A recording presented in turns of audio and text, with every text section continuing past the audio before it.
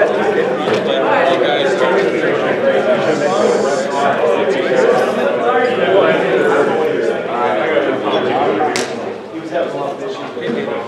everyone. Whoa, it's loud tonight. Welcome to this evening's meeting. I'll start tonight by introducing the board and the executive. So we have Richard Cameron, Board of Governor. Chris Frawley is absent this evening, he's the Board of Governor. Aaron Dobson, Governor. Where's Aaron? Adrian Matani. Adam Moons, I haven't seen him yet tonight. He's also Governor. We have our Secretary, Chris Fudge. President-elect, oh sorry, I missed Treasurer. Treasurer Dan Redmond. President-elect Adam Graham. Past President George McMurray is not here this evening, and I'm your President, Abby Saunders.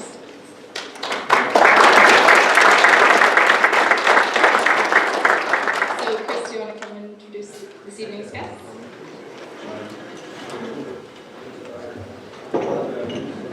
Thank you, Abby.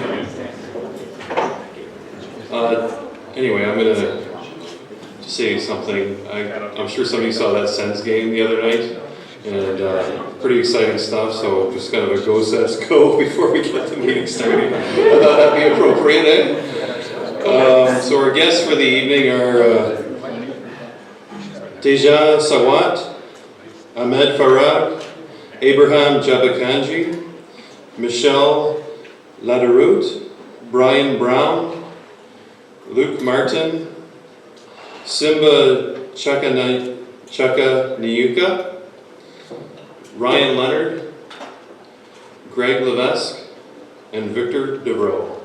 Thanks for coming, guys. Have a great night.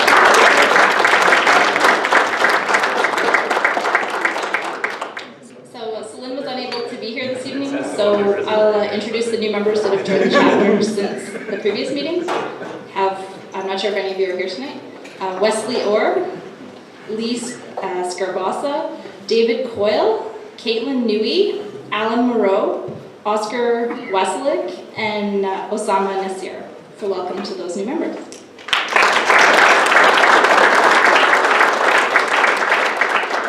Before the meeting today, we had a tech tour at Dilfo, so we'll have Jacob come up and give a summary of the tour. Where's Jacob? All right, well, we'll wait for Jacob to return. Tonight's theme is research promotion, so we'll have Adam come up and give us a bit of a summary on that. If Adam's here. Adam is here.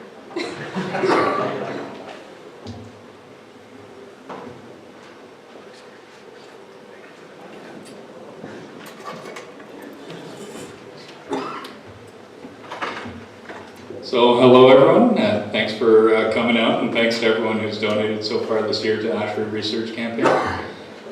Just wanted to give you a quick update as to where we're at. Based on the last month, at the end of the last month, we were at about $22,000 out of our $29,000 goal. So well on our way.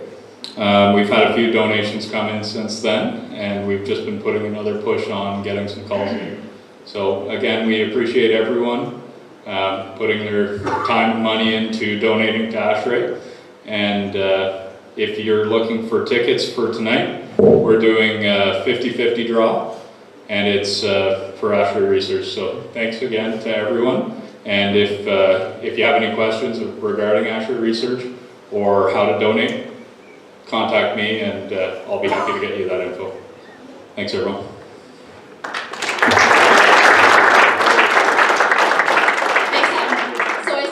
Return, so now we can come and give us a summary about the Dilfo tour.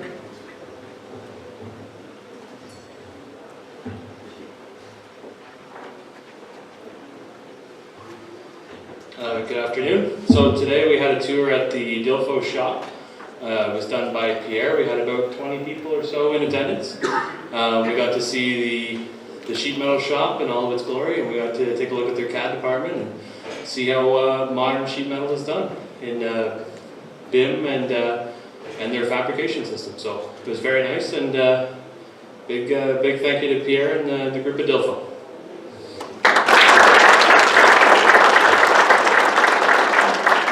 Thanks, Jacob, and yes, thank you, Dilfo, for for hosting that. So the ASHRAE CTC Technology Awards, we've received several submissions, and unfortunately the committee is still evaluating them. So we will be able to announce the winners at the May meeting, but I would encourage anybody that has submitted a submission for the chapter level to consider the regional level submissions, since normally we have great success there. So a reminder that the ASHRAE HVAC Essentials course is taking place in May in Toronto, so if anybody has any interest or knows someone who might be interested, they can check out the website for more details. So now I'll ask Bob Kilpatrick to come up and speak about nominations.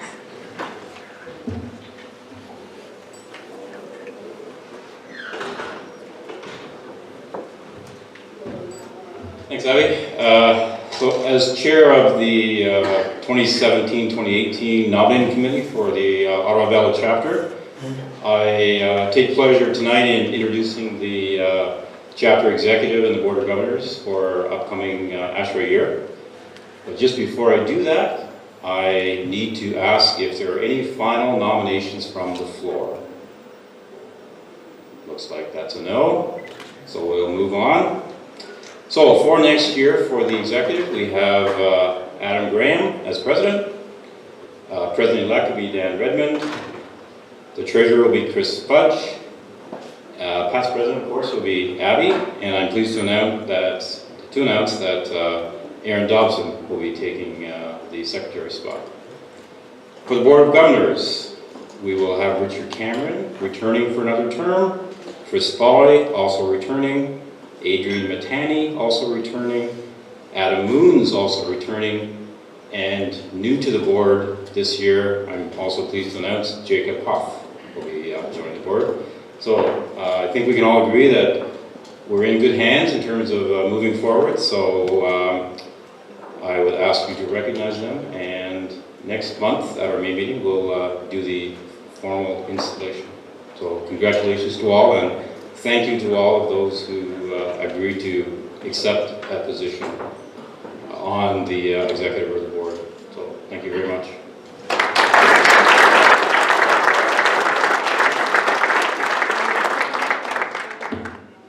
Thanks, Bob.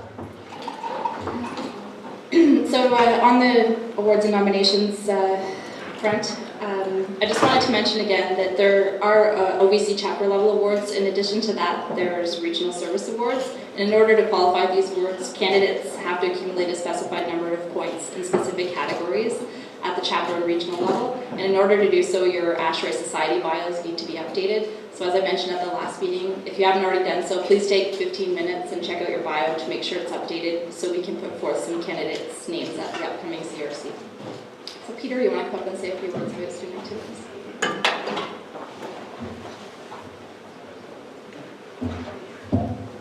Hi everybody. So last month we got invited to speak at the Engineering Student Society event at U-Ottawa.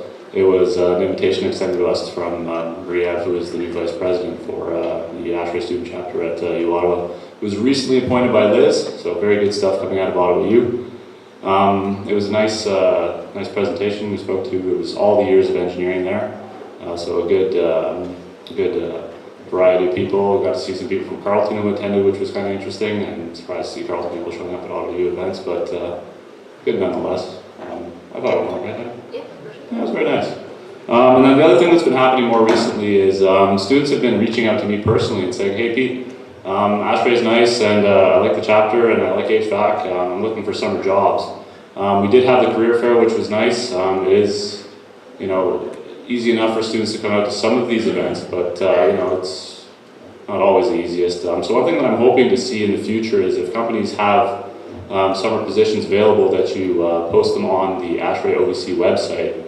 There is a spot there for a career opening, so I mean, there's no reason not to be posting student positions or co-op positions or internships or anything of that nature. So if I could have some people go towards, I think Adam Moons is responsible for that. Dan is responsible for that right now. There he is. So if I could see some of that happening, I think it would help out the students a lot. But just hitting the bell there. But that's all I have for you this month. Thanks so much. Thanks, Pete. That's all I have for this evening. Short business session tonight. Just remember to purchase your raffle tickets for the 50/50 draw from Adam in support of RP, and as you can see, we have buffet dinner tonight. I'm not going to call up which tables, so please try and go to the buffet in an orderly fashion, and we'll reconvene after dinner.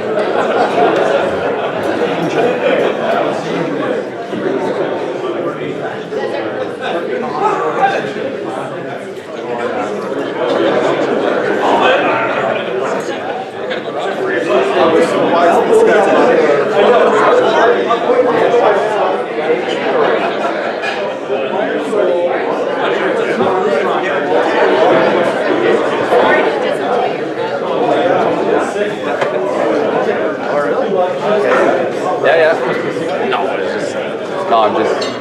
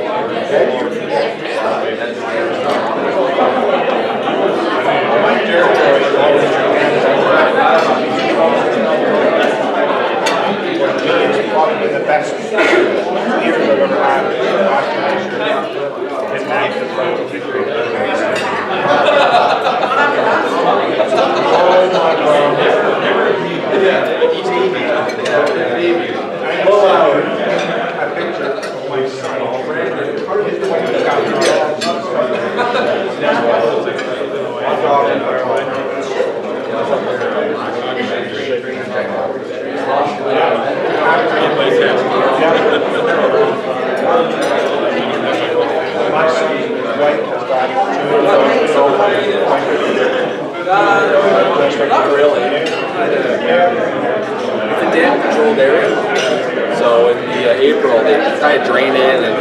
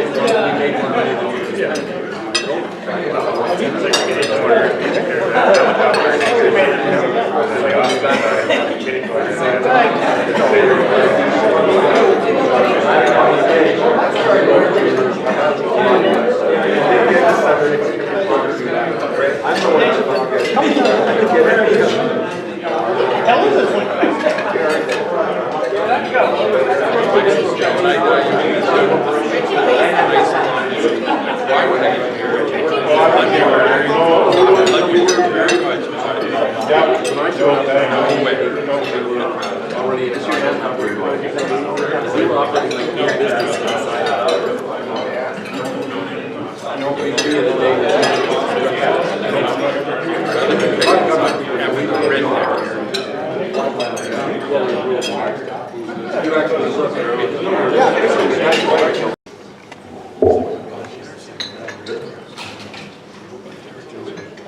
you want the mic, Paul?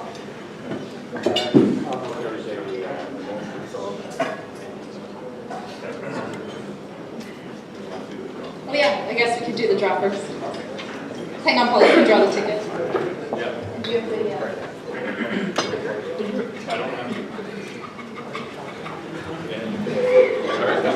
we have the clicker in?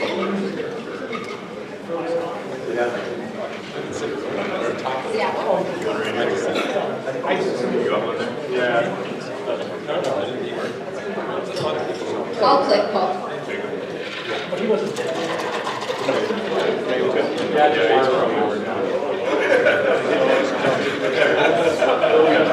Alright, so we'll draw the 50-50. What's the winnings? So the winnings are half of 545. Yes. So I'll let you guys do that. And whoever wins, join me at the bar and we'll figure out a way to split the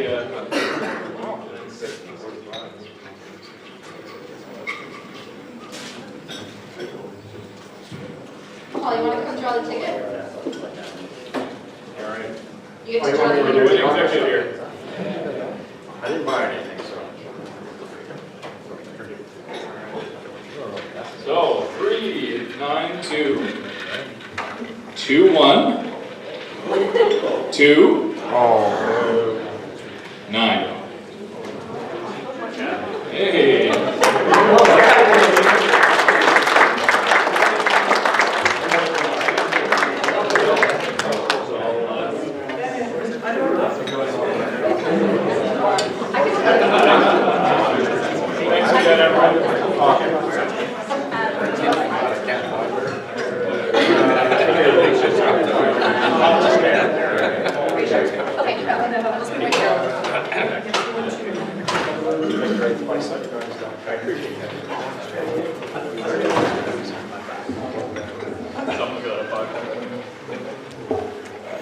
Thanks, Abby. As Abby mentioned with the NRC, so I worked with Abby quite a bit on different projects at NRC, including this one you're going to hear about. I appreciate you guys coming out. I know they're Montreal's playing right now, so some of your hockey fans, I really do appreciate you coming out. I was supposed to give a presentation 14 months ago, and unfortunately had a snowstorm came through, so glad to come here and present. So next slide, please. So we already heard, the takeaways here is we will kind of go over the differences between aerospace and construction, some of the terminology, just trying to kind of bring you up to speed with the subtle differences between, for those that aren't familiar in aerospace engineering. Trying to give you a high level of understanding of the aircraft ventilation. I'm not going to go into great detail, but just trying to give you a feel for how the ventilation systems work on aircraft and how this new facility is going to simulate to recreate these environments and the facilities when we bring in human subjects. We're going to be trying new ventilation strategies, trying to look at game changers, because the ventilation in the aircraft really hasn't changed since the 1960s. So we're really trying to improve the how the air is introduced into the cabin. Next slide. All right, so differences between construction and aerospace. Trying to give you an idea of the market comparison. This is numbers I found from some market reports on construction. Correct me if I'm wrong here. It's the global scale. We're looking at $8.4 trillion construction. Of course, mechanical is a subset of that. And from the Statistics Canada from a few years back, it's about 75 billion here annually. And the aerospace is quite a bit smaller. Just as much, even though it's a global type market, it's not as a large market as what you would find in the construction. However, Canada has a very larger market share of the aerospace, because mainly the aerospace clusters in Montreal and Toronto. So there's a lot of large multinational organizations in aerospace, and this is critical because it's hard for new startup companies that are trying to get into aerospace. You can't just introduce a product. You have to be able to work with these large companies like Bombardier, Boeing, Airbus, and suppliers like Honeywell to try and get your products into that. That's where we're coming in, trying to help bridge that gap, make the introductions, help prove or show you how you can put these technologies into future aircraft. Of course, the costs, similar parts, it's on order of magnitude more expensive because of the extra certification process you have to go through to get your products on board the actual aircraft. So construction is a lot of one-off, every building is a little bit different. Granted, you have different types of strategies for these buildings, whereas in aerospace, once you get one type of platform certified, it's just mass-produced, it's just like you would in a vehicle. So once it's been certified, it's, anytime you have to make a change, you have to be recertify the aircraft for whatever system you bring on board that aircraft. Now, relatively speaking, construction has a low to moderate risk aversion, whereas aerospace is extremely risk averse. There's a very incremental. They're not really willing to try new things. And again, that's what NRC tries to do, is to try to provide a platform. The group that I work with is a flight research laboratory, and we have a model, and that is we fly the unflyable. So we have our flight test research aircraft that we use to test flight types of aircraft. Okay, next slide. Key differences in terminology. So kind of quick to lay down, the HVAC and refrigeration, and then the airspace, they call that environmental control system, or ECS. So I'm going to use that term a lot, so I apologize. I tend to use a lot of acronyms. AHU, air handling unit, we call it air cycle machines. Usually it's a breaking air cycle, and I'll explain that later on. Reheat, we call that trim air, so you take the hot air coming off and use that for temperature control. Obviously, we can't use gravity for obvious reasons. Most aircraft is a vacuum-based type system. So the older aircraft is that blue, the stuff that you would see, but now they use a lot of vacuum, and they have to be able to store that. The only thing they jettison in the aircraft would be any water that comes off of the sinks in the laboratory. They will jettison that, they won't store that. So if anything that goes in the toilet, that's going in the tank. So when the aircraft lands, they pump that out for the next flight. Energy codes, we don't have any energy codes in aerospace, but obviously they are very respectful of that because we're trying to reduce costs, so they have to make the aircraft as efficient as possible, trying to make it as light as possible. So really, we don't need to have the energy codes for aircraft. Commissioning, we call it certification. Metric terms, I apologize if I use a lot of, it's just my background from Kansas, so we use a lot of feet, inches, but aerospace does the same thing. They do talk a lot in feet. But as an engineer, when I do calculations, I do a lot of metrics, so forgive me, most of the presentation is going to be in the internal units. Generator, auxiliary power unit, and I'll go into more in that detail. So difference in the operational environment is, construction, obviously you're dealing with the atmospheric conditions at the ground level, whereas the aircraft can be anywhere from ground level up to 8,000 feet equivalent at sea level. That's the highest you can go in the certification. So that give you an idea, that's about 3 psi difference. So you're dealing with a lower cabin or lower pressure than you would at sea level. Temperature, you're flying up to Mach 0.9. So at altitudes at minus 40s, you get extreme wind chills, and it does have an impact on how the HVAC systems, or I should say ECS, is designed on board the aircraft. Ventilation rates are dependent on not only the heat loads, but how many people are on board the aircraft. So it's like typically in an office, you might have 2 people per 100 square feet. The aircraft, we're talking 25. So because of that, the air exchange rate is quite a bit higher. So instead of I think it was a 0.25, say I didn't have it up there, but I have a later slide, I'm sorry. But it kind of gives you an idea of the change in different ventilation rates, and then it had different pressure drops. So you see, like in buildings, typical pressure drop would be in order of 105 kilopascals, whereas at an airspace, you're dealing with a much larger pressure drop. That's mainly because they don't have so much room for ducts in the aircraft, so much smaller, much higher velocity, and of course, the higher noise you get from that. Humidity is a lot different. So when you're flying at 40,000 feet, there is no humidity aboard the aircraft, so you get very dry conditions. Outside air, it can vary up anywhere from 40 to 100% outside air, depending where you're on the aircraft, what type of aircraft you're flying.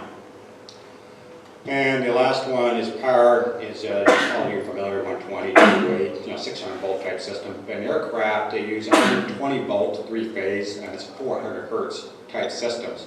But they also use 28 volt type systems, mainly for avionics. So differences in ventilation and airspace, this is what I'm trying to get at, is typically in your ASHRAE standard 62 is like 5 times CFM per person, depending on conditions. Now airspace, we use the FARs or CARs, or Federal Aviation Regulations, which is the FAA, or the Canadian Aviation Regulations for Transport Canada.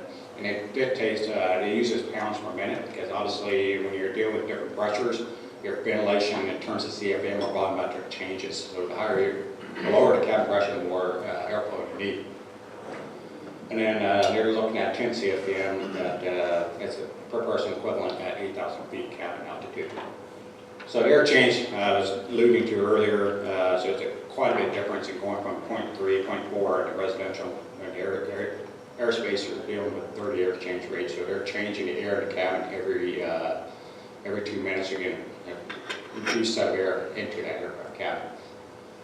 A lot of different standards that go into construction in terms of air quality, but the FARs or the Federal Aviation Regulations are very loose on what type of terms of air quality you have to look into. That's dealt on an airplane by airplane basis. They have to be able to prove to Transport Canada or FAA or whoever they're certifying with that design will not produce any type of adverse air quality in the aircraft cabin. But there's no set standard that they apply, other than they do have to follow, they have to have certain oxygen levels. Their carbon dioxide cannot exceed 5,000 parts per million. There's carbon monoxide levels, and there's ozone restrictions as well. Those are the 4 that we get. So high level, the ventilation systems. Really, the point of the ECS is to provide a survivable environment. They look at that first before they look at comfort.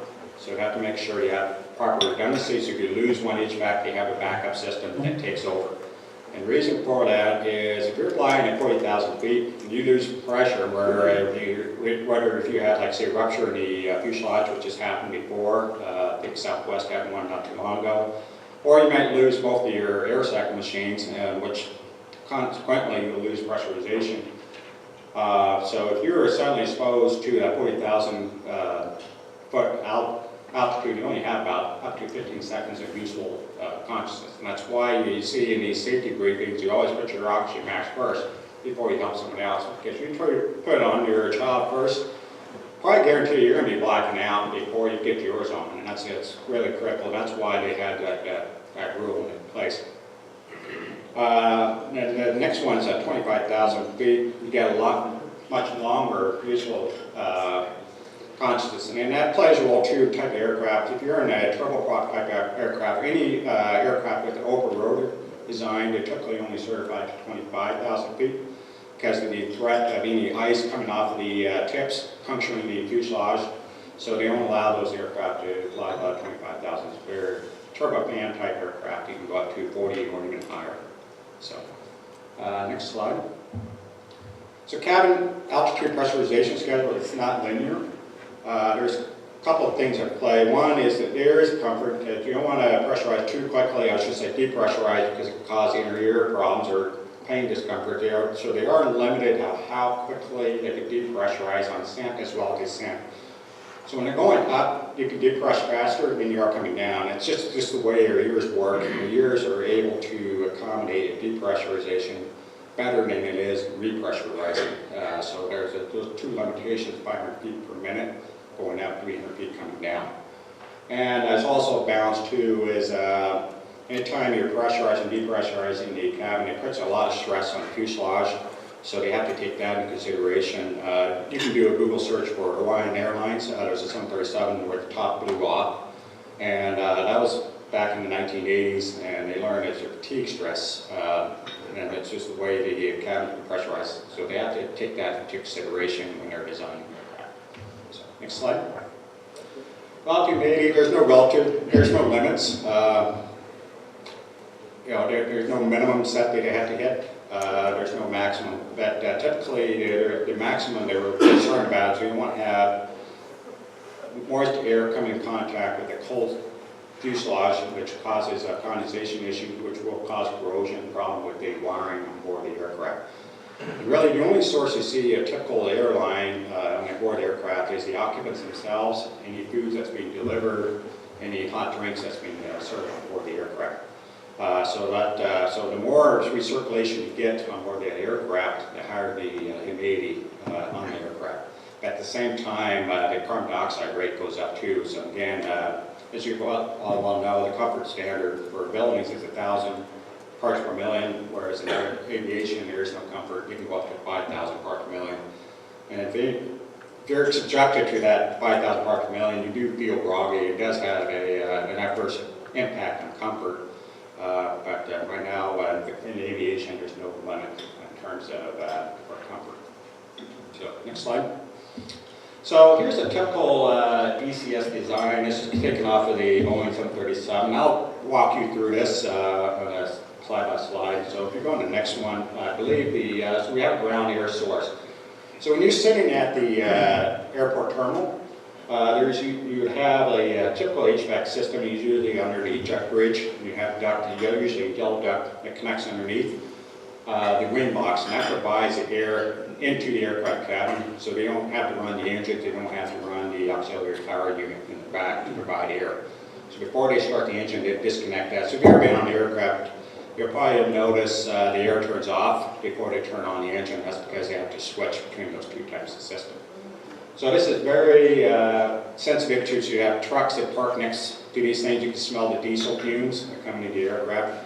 The airlines, or I should say the airports, are becoming more sensitive to that. So you'll probably notice that the next airport you go, they'll have red zones around that to prevent people from parking there because they are worried, concerned about the fumes from the vehicles getting into the aircraft while they're parked at the airport.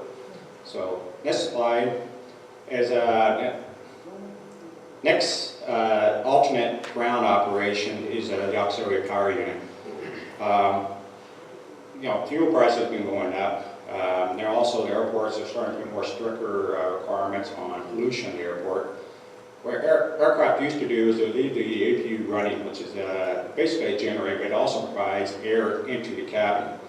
But that, of course, consumes fuel. It's not efficient. So a lot of the airports and the airlines are not using APUs anymore when they're parked at the airport. They only fire that up when they're getting ready to start the engines. So next slide. And then the last one is a pneumatic type source. This is a high pressure type system. Usually this is only used to start the engines, but I've seen cases up in northern Canada in extreme cold environments. They typically won't have this type of system just because of availability, so they'll use this to heat pressure or heat the aircraft, but also start the engines. But around in climates like Ottawa, Toronto, you won't see these being used to ventilate the aircraft cabin. So I talked about the three sources. So I think on the next slide, I believe I start to talk about the engine. So the air you breathe on the aircraft typically comes from the engine. The engine, you have the blade in the front, you have a compressor stage, you have a combustion stage, and you have a turbine stage. The compressor, there's multiple stages in there. Typically, in this particular aircraft, I believe it was 5th and 9th port. Depending if you're taxiing the engines, it's spooling a lot slower, so they use a higher pressure port. But when you're up in the air, when the engine's running faster, they use a lower pressure port. That provides the air and the pressurization into the cabin. This temperature can vary. When it comes off of this, when you're on ground, it can be 400 degrees C. When you're doing takeoff run, it can be up to 2,000 degrees C. So it's extremely hot air that comes off. It gets pressurized into the aircraft cabin. So on the next slide. So I'm going to stop here to kind of review. So we have the engines, providing source. We have the ground air source. There's three areas. We have the APU system that brings in air. We have the ground parts, and also can provide air into as well. Now, when you're actually in the aircraft, when you're flying, you get the air coming off this engine. It first goes through a pre-cooler, and I believe that's my next slide, is on a pre-cooler, it takes extreme hot air because you do not want to start introducing that into a brake cycle. You want to be able to cool that down as quickly as possible. So right off the engine, there's a port where they can take the outside air and cool that air down to significantly lower. The main reason for that is if any fuel leak that does get in there, you want to get that temperature below non-ignition point, so you don't cause a fire on board the aircraft cabin. So I believe the last one, just trying to remember, yeah, the next one, is this is the air cycle machine. It's typically, most aircraft is in the wing box. If you have engines in rear, like a Canadair, it's going to be in rear aircraft. It's always typically close to where the engines are. What that does, it takes the cooled pressurized air, still quite hot. It goes through a brake cycle type system. It consists of a turbine and a compressor stage and a air exchange system. So if you look at an aircraft closely, you'll see, this is on Boeing 737, you'll see two inlets, one on each side. And then underneath there, you have the actual air cycle machine. And then from that, you have the exhaust air that comes out the back. And that's the air conditioning system that's used to cool the air below 20 degrees C before it gets introduced into the aircraft cabin. Okay. So moving on, now delivery into the aircraft cabin. Now, it's not 100% outside air typically. You usually get a mixture. So you get air coming from the engine. You'll take some air from the aircraft cabin, they mix that, and they reintroduce that back into the aircraft cabin.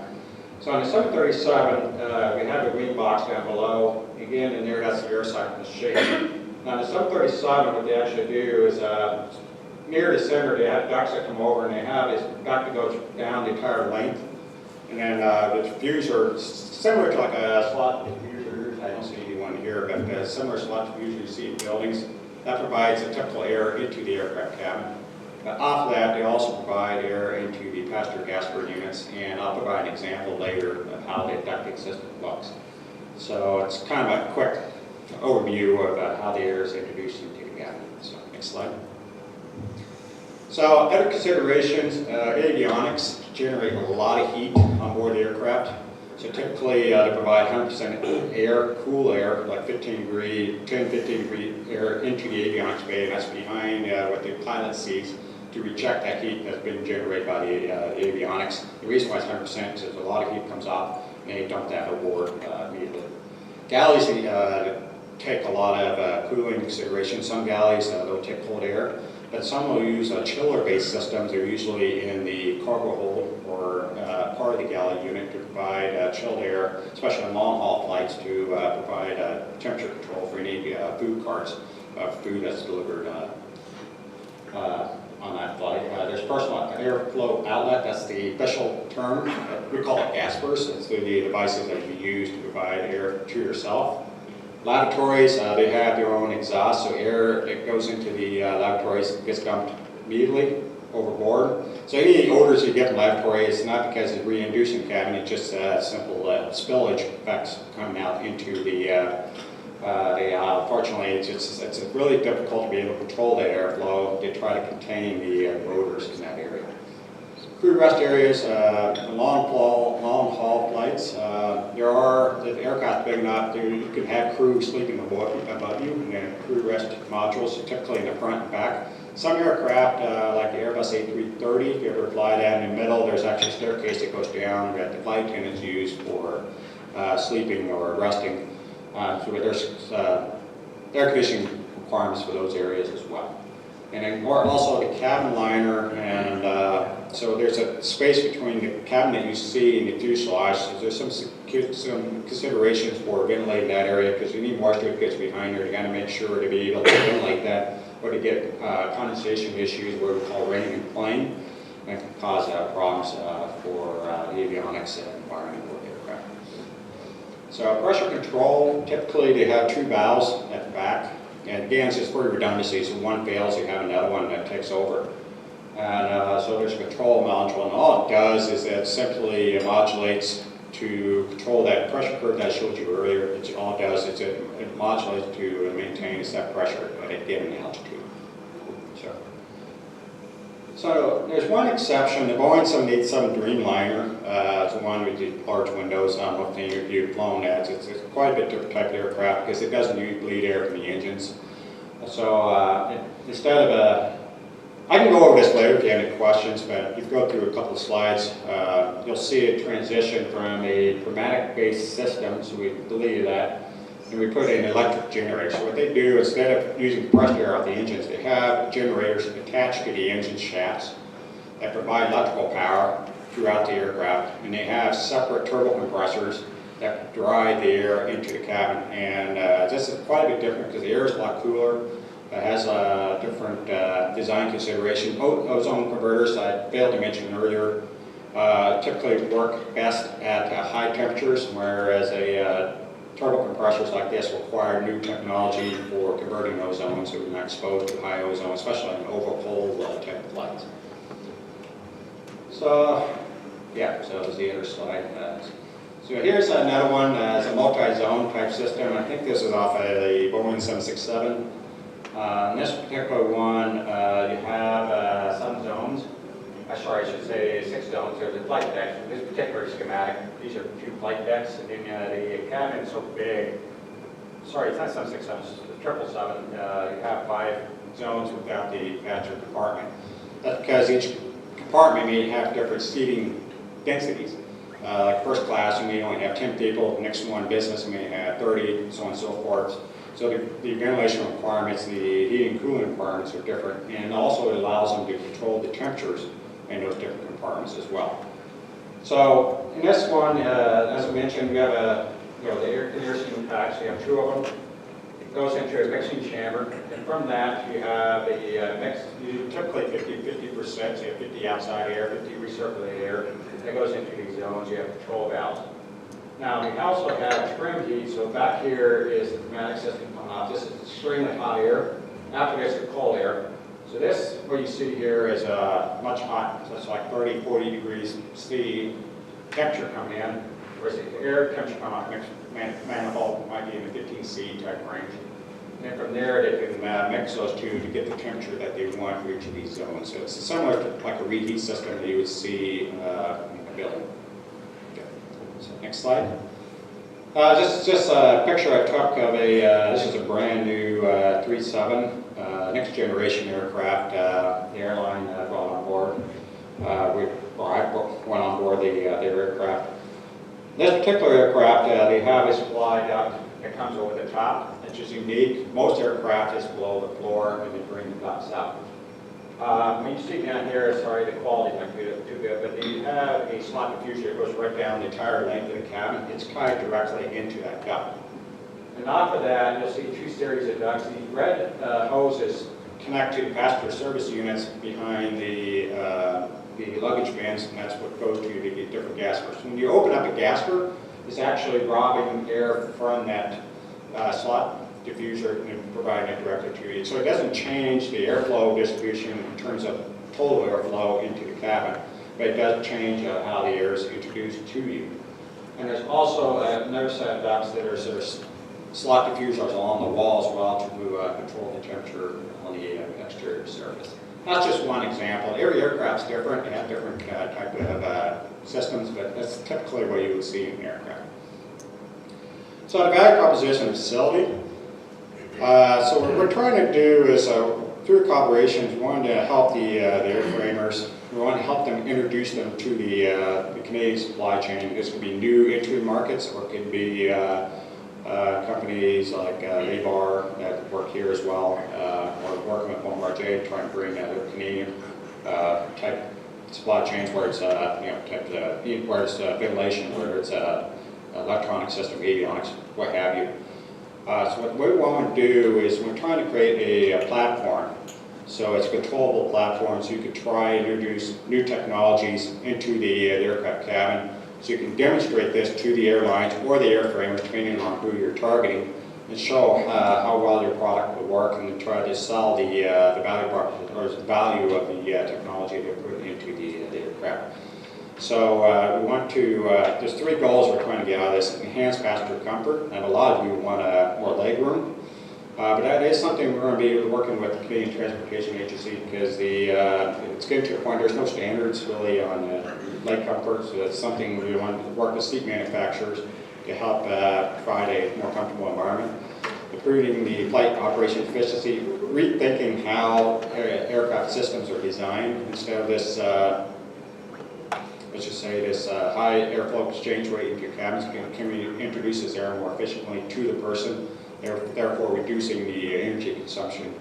And also, again, while we're doing all that, we want to be able to improve cabin safety, make sure we at least maintain that cabin safety, so we're not doing anything to affect the safety of those on the aircraft. So it's a human factors facility, so the idea is facility will support bringing human subjects, will bring in flight crew, we're providing a realistic cabin environment to try new and different technologies.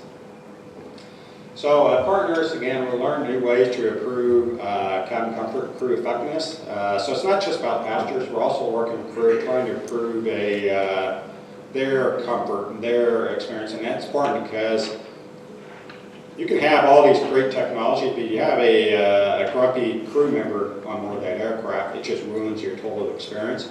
So we're working with crew to try to help them reduce their workloads, come up with ways to reduce injuries from pushing parts along those lines. We're also looking at evaluating new product design, cabin layouts. Again, just trying to help improve the airline's bottom line, but at the same time making sure we're not doing that at the expense of the passengers and crew. And then again, adopting NRC and Canadian developed technologies on board future aircraft.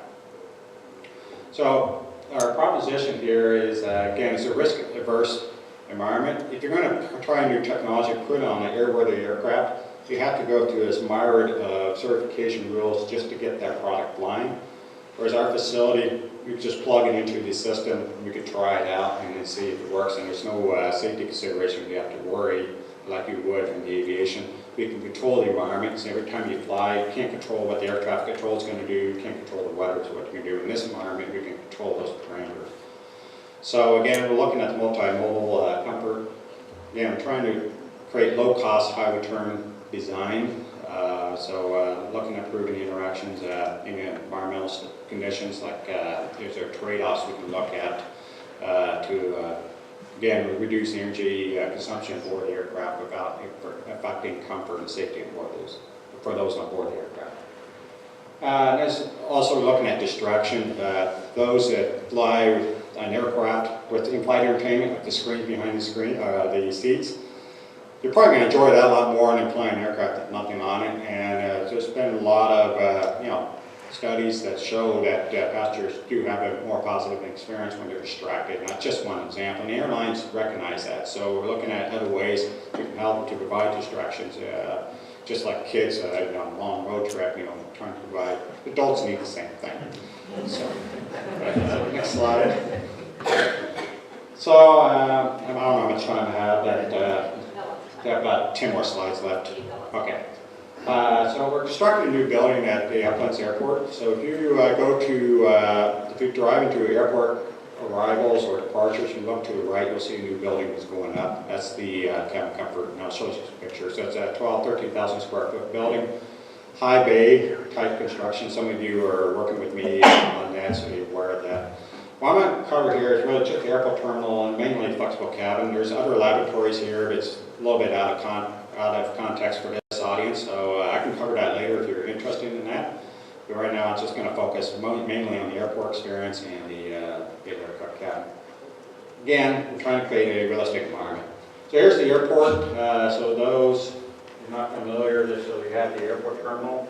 The parking garage is here. So like I said, when you're driving in, look to the right, you'll see the new building going up. That's a rendering that we have. The RCMP building is to the east.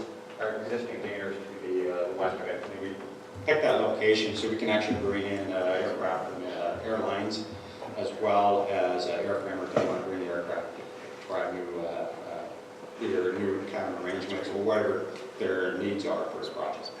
So next slide, closer views is a picture of what's going up there now. So I believe the ceiling heights, I think 12 and 25 feet. So different areas. We have a Boeing 737 that was donated by a local airline that we'll be using for the fuselage lab. In that fuselage lab, we'll be able to swap out air cycle machines, try different technologies using that platform. Next slide is just renderings that we have in the building. These are a little bit out of date, but kind of give you an idea. So when you come into the building, there'll be a processing area, because again, this is a human factors facility. We want human subjects evaluating that experience through subjective and objective methods. So we set this up like if you're trying, when you're walking in to get a ticket to fly the aircraft. So the point here is we need to process people and get them the luggage that they need for the experiment. So we do this in the entrance area. And then from there we have this airport terminal lounge, just like after you go through security, you're at the gate, you're waiting to board the actual aircraft. So this is a temperature controlled, a very precise temperature controlled environment, because it's important that we acclimatize all the subjects for at least 30 minutes in a given environment, because when we do multiple runs, we want to make sure they're all the same resting rate, same met rate, before we have them go into the experiment. So again, it's a little update, the new designs, curtain walls, so you're going to be seeing planes coming in. So really trying to get them into the airport experience. We're trying to keep them into the airport frame of mind as close as we can for each experiment.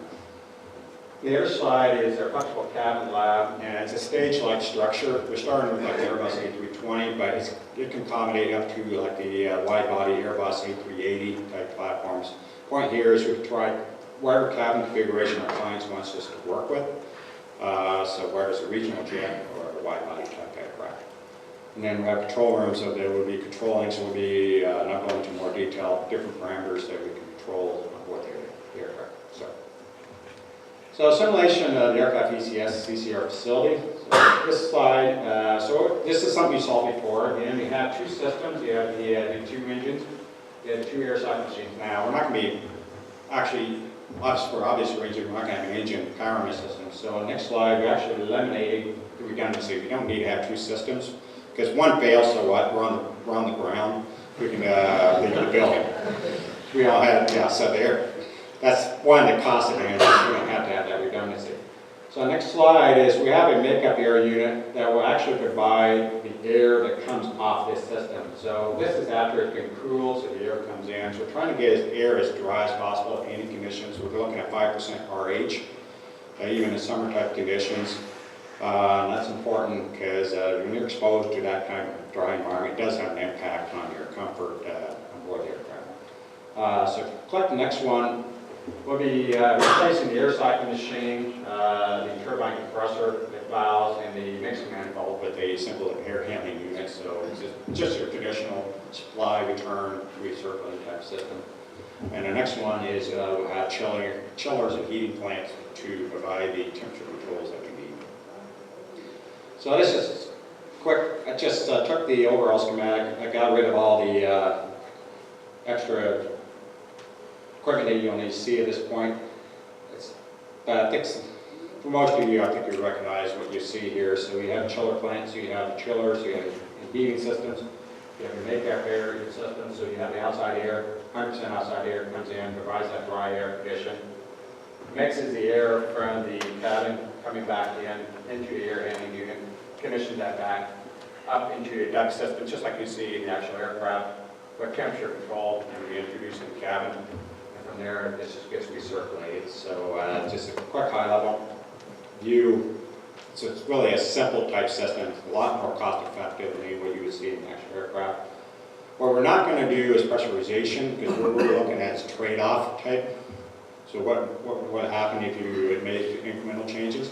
Pressurization, so this is about this is a $10 million facility. Pressurization, just adding that component alone adds another $5 million to the price tag. Talking with Boeing, Airbus, Bombardier, they felt that was not important to them. They were just looking at the trade-offs, looking at what the base cabin would look like, and putting in the technology and what would happen by doing that. They just want to see, is there value adding that technology? And if it is, then they'll take it to the next step and actually incorporate it into the cabin, and that's where you get your pressurization.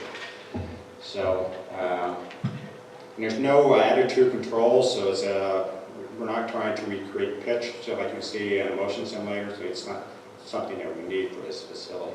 So, So I'll kind of quickly go over, so the picture you see here is the high bay space, so as you can see people for reference, so I call it off the top of my head, it's like 25, 30 feet up. Allow us to run up to 20 rows of seats into the air, into our flexible cabin lab that we'll be constructing here. And it's actually on the platform. So on the next slide, I actually start to highlight different areas. So we will have supply ducts that come into the top. There'll be a multiple branch takeoffs, similar to what you saw earlier on the aircraft cabin. We'll be able to take air off. We'll be able to meter that air and introduce through either slot diffusers, where it's gas furs, or the like sidewall diffusers. And what's important is cabins typically, they don't have airflow controls. When they do the certification, they have orifices. They balance the aircraft, and once they've got that balance, they set that and they mass produce it. Where here, we want to have that flexibility to do different cabins, so we'll have these airflow control valves due to these systems, so no matter which aircraft we put in, we can automatically balance the airflows through the same airflows that you would see in natural aircraft. So on the next one, you have about a 3-foot space underneath that. It's kind of simulate the cargo hold. That's where the air typically dumps. So when the air comes into the cabin, you'll see vents typically on the lower part. And that's where the air actually goes down into the cabin cargo hold. And that's where the air cycle machine picks up, and or I should say the mixing chamber picks up and reintroduces that into the cabin. It also gives us space for our vacuum systems, for waste, as well as the chilled water lines that we need for like galleys and galley type systems.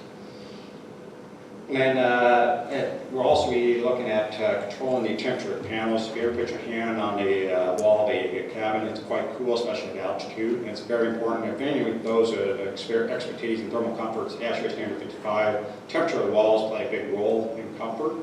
So we have to make sure we try to recreate that same radiation effects inside the aircraft cabin. So, other special mechanical requirements is if you have 20 rows of seats, that could be 60 people plus. We may only have 20 people. So to recreate the thermal loads, we fill the empty seats with these thermal mannequins where it's water. We're still developing a system, but the idea is to recreate the same heat that you get from these occupants, because that will have an impact on the comfort of those on the aircraft. We'll have fully functional laboratory galleys. So when people need to use the restroom, they use the galleys, or not the galleys, the laboratories. But hopefully they're going to be using the galley. There's a website, by the way, passenger shaming website. You'd be surprised what passengers do. But anyway, the point here is it goes both ways. It's not just passenger, it's also crew. But anyway, the point here is we don't want them leaving the aircraft. Otherwise, it's disrupting the environment. So we want to recreate the exact same environment. Even the odors. That all plays a role, especially if you're looking to a laboratory type system. Case in point is we're working with a company that supplies to RJ. The aircraft are becoming quieter, especially these Airbus A350, these new aircraft coming out. They've been so quiet, they're getting other problems, especially ventilation. They're starting to hear the ventilation more, the high velocity air that comes in. They're also hearing the toilet slamming in the laboratory, or the vacuum, every time you flush the toilet. So they're looking into how can we make those systems quieter on board the aircraft, because they've kind of created a problem for themselves by making these aircraft too quiet. Now you're starting to hear other things, including other passengers. So looking at masking effects, how you have speech privacy, so you're not listening to someone talking next to you. So it's a trade-off. So you like a quiet environment, but sometimes you don't want a quiet environment. You don't want to hear the baby crying 5 rows behind you. So anyway, the point here, there's a lot of other considerations we're looking at to this facility. So I'm just getting close to the end here. So the other ones I didn't really cover is the vibration lab. What we have is, as a platform, it actually recreates the vibration in a helicopter. So we're doing a lot of work with the military. We actually put in a vibration platform very similar to the helicopters they fly. They wear a lot of heavy gear, like night vision goggles. And we're having a lot of injuries in neck from repeated flying these aircraft. So we recreated that so we can look at the effects of the vibration on people and actually coming up with new seat designs to help mitigate that. And the reason why I bring this up is the airframers are starting to move towards longer, what's called ETOPS certification.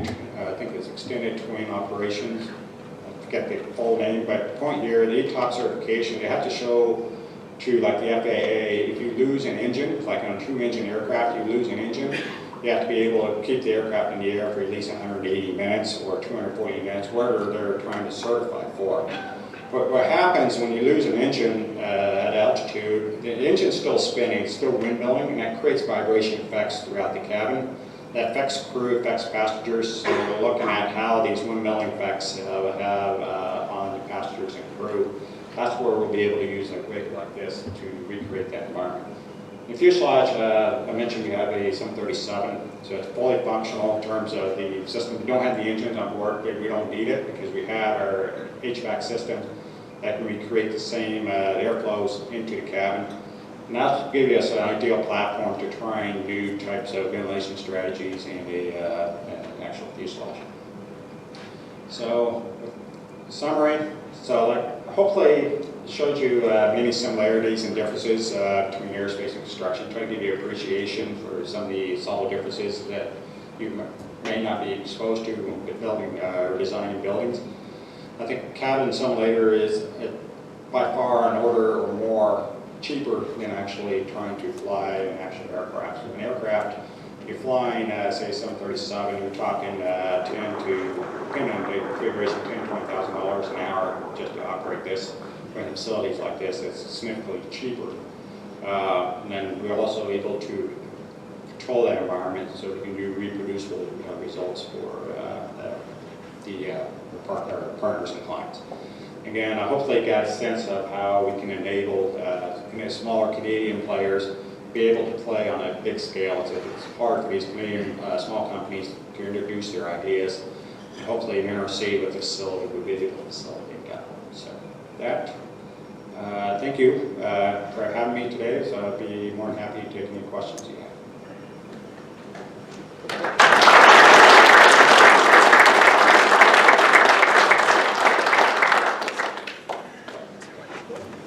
You said earlier that there's about 25 air changes per hour. Yeah.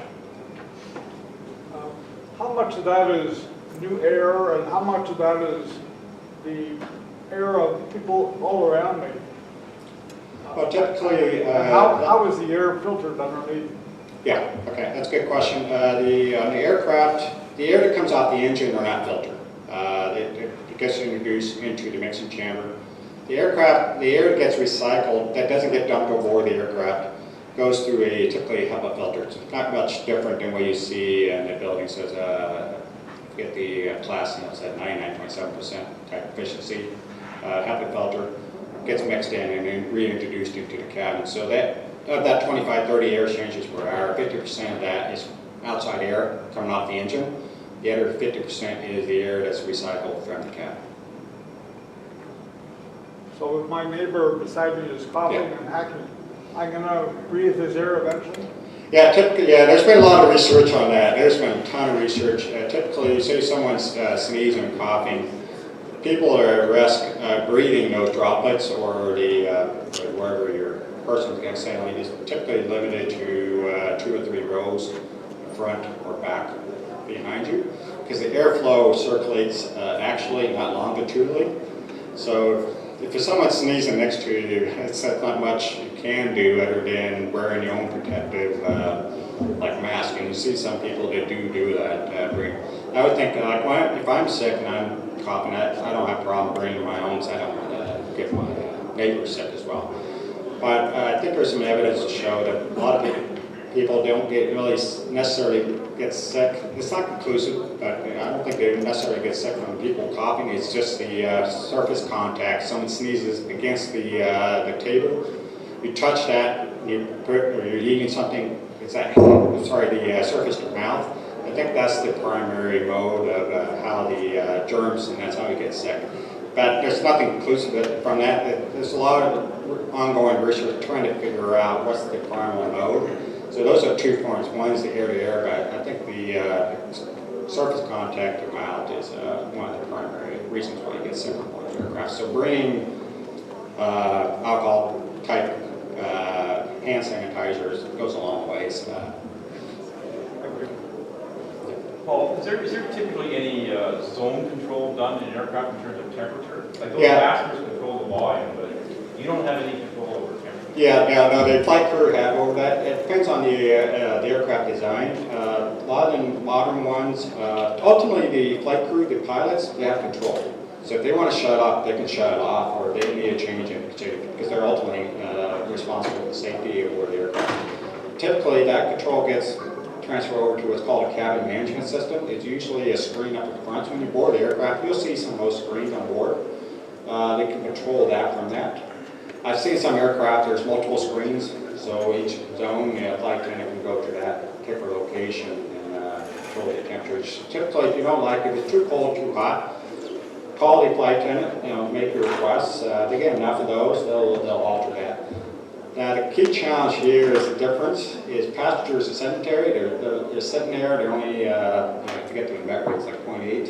For crew, they're working hard. They're, making met rate too, so they're generating a lot more body heat. So it's comfortable for them, it's cold for the passengers. So flight attendants will do what they can, but sometimes they'll be reluctant to increase the temperature because it makes it more not comfortable for them as well. So really the only alternative right now in the aircraft design is asking the flight attendant.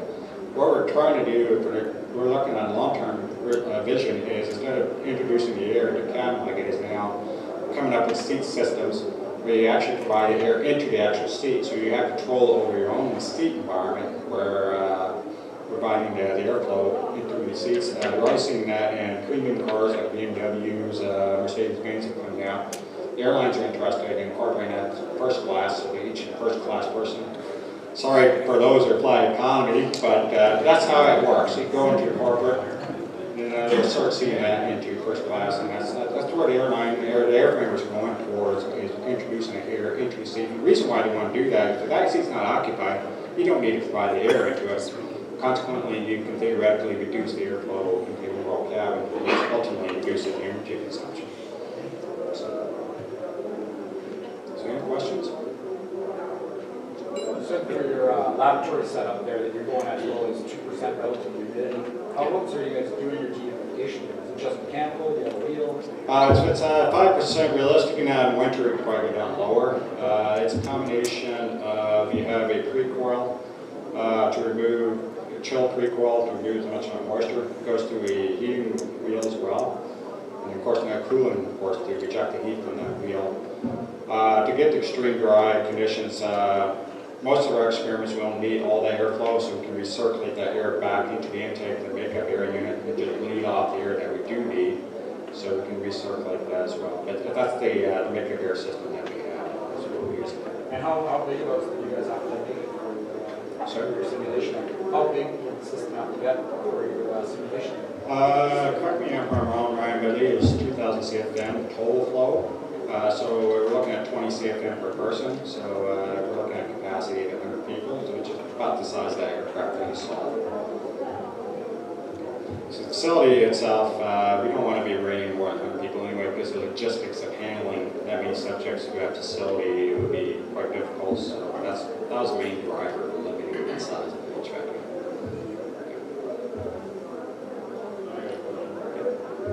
So you said that aircraft ventilation systems are bringing in the outside air from the engine, right? It's happening right at at certain elevations, some of the properties be different, like you have like lower oxygen at 40,000 feet. Like you guys accommodate that in your test?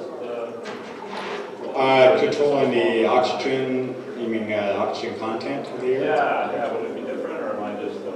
In general, I'm a little rusty on how the oxygen, I know the partial pressure, of course, goes down as you go up, but the ratio of the oxygen to, like 20% ratio of doesn't change dramatically, if at all. So when you pressurize that, you still should have the same percentage ratio. However, when you're at 8,000 feet, your partial oxygen is going to be lower, and we're not going to be able to recreate that in there. Again, that's not important because we're trying to do trade-off studies between we're going to try to do something like that. We're going to have depressurized, yeah. Yeah, so it's extremely difficult. Another way, you could do oxygen scrubbers, but that gets expensive as well. And there's also ethical considerations, bringing in subjects and not subjecting them to lower oxygen than used to. So we don't want to cause medical incidents, and that would be that's obviously the reason we want to go in that direction. Now, I'll work with the advocates later on. When you have the facility up and running, we will have an open house. So I'll coordinate with Abby. So certainly invite you to come out and take a look, see what we're doing. So probably about a year's time, probably, because we have some commission work that we have to do to get up and running. But you're more than welcome to come out and it's up and running.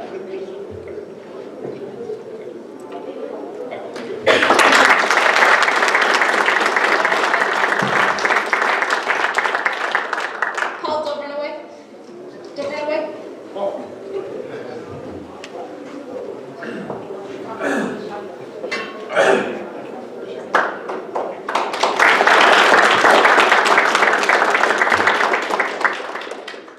Thanks, Paul. That was very interesting. So just a couple things before we adjourn for the evening. A reminder that next month we'll be back here at Centurion for the final meeting. And since next month is our final meeting, it is Past Presidents and Companions Evening. So I encourage anyone that knows past presidents to please reach out and encourage them to register for the upcoming meeting. Again, a reminder that the HVAC Essentials course is on in May, so if you know anybody, please pass along that. And don't forget to complete your evaluation form for this evening, because your feedback helps us plan future programs that you might be interested in. So thanks everyone for coming out, and hope to see you in a month.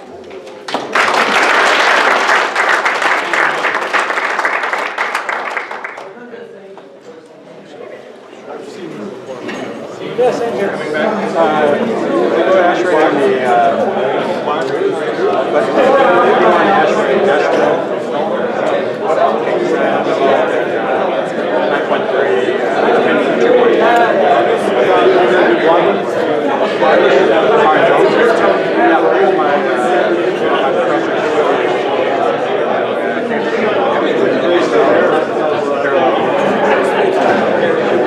Once arranged, one of the guys on this committee